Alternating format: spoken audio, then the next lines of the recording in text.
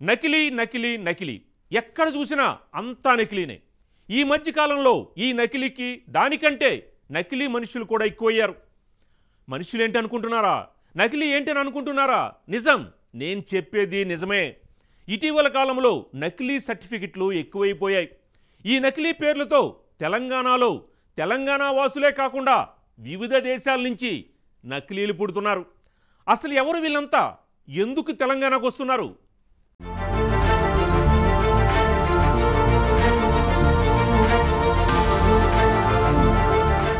ఆ యువకులు కేంద్ర భద్రతా సంస్థల్లో ఉద్యోగాలు పొందారు. దేశ సరిహద్దులో కీలక విధులు నిర్వర్తించే ఐటీబీపీ దళంలో కానిస్టేబుల్గా ఎంపికయ్యారు. కానీ వారి ధ్రువపత్రాల పరిశీలనలో అసలు విషయం బయటపడింది. నకిలీ నివాస ధ్రువపత్రాలతో ఉద్యోగాలు పొందేందుకు యత్నించినట్లు అధికారుల విచారణలో తేలింది.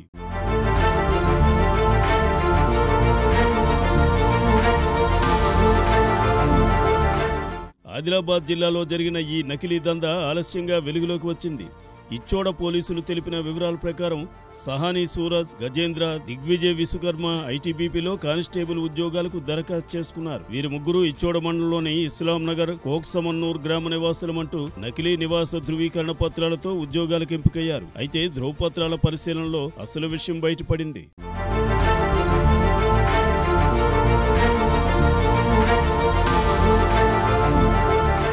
ఈ ముగ్గురు తమ గ్రామస్తులే కాదని స్థానిక ప్రజలు తేల్చి చెప్పారు. అలాంటి పేర్లతో ఎవరూ లేరని చెప్పడంతో అధికారులు ఆశ్చర్యపోయారు. మరింత లోతుగా విచారణ చేపట్టగా వీరు తెలంగాణకు చెందిన వారే కాదని తేలింది. దీంతో ఆ ముగ్గురుపై ఇచ్చోడ పోలీస్ స్టేషన్లో కేసు నమోదైంది. ఇక ఇస్లాం నగర్ లో 14 మంది నకిలీ ధ్రువపత్రాలను కలిగి ఉన్నట్లు రెవెన్యూ అధికారులు గుర్తించారు. అలాగే ఇంద్రవెల్లి, సిరికొండ, బేల మండలాల్లో కూడా నకిలీ సర్టిఫికెట్లు ఉన్నట్లు నిఘా వర్గాల ద్వారా తెలుస్తోంది.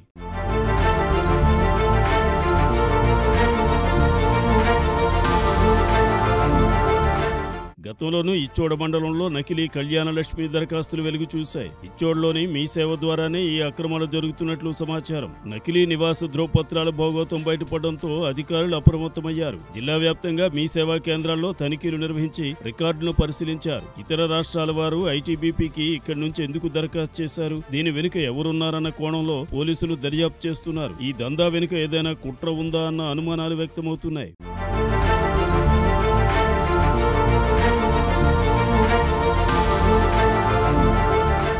నిందితులకు సహకరిస్తున్నదెవరో కూడా గుర్తించే పనిలో పడ్డారు. రెవెన్యూ అధికారులతో పాటు మీ సేవా కేంద్రాల నిర్వాహకులను పోలీసులు విచారిస్తున్నారు. ఇక తన సంతకంతో కూడిన ఫేక్ నివాస్ ధ్రువపత్రాలను సృష్టించిన సూరజ్, అబ్దుల్ ఖాన్, హతుల్ కుమార్ యాదవ్, బిపిన్ యాదవ్ పై గతంలో ఇచ్చోడ్లో డిప్యూటీ తహసీల్దార్ గా పనిచేసిన జాదవ్ రామారావు పోలీసులకు ఫిర్యాదు చేశారు. ఆగస్టులోనే ఆయన బదిలీపై వెళ్లిపోగా సెప్టెంబర్, అక్టోబర్లో నకిలీ నివాస ధ్రువపత్రాలను సృష్టించినట్లు అధికారుల విచారణలో తేలింది.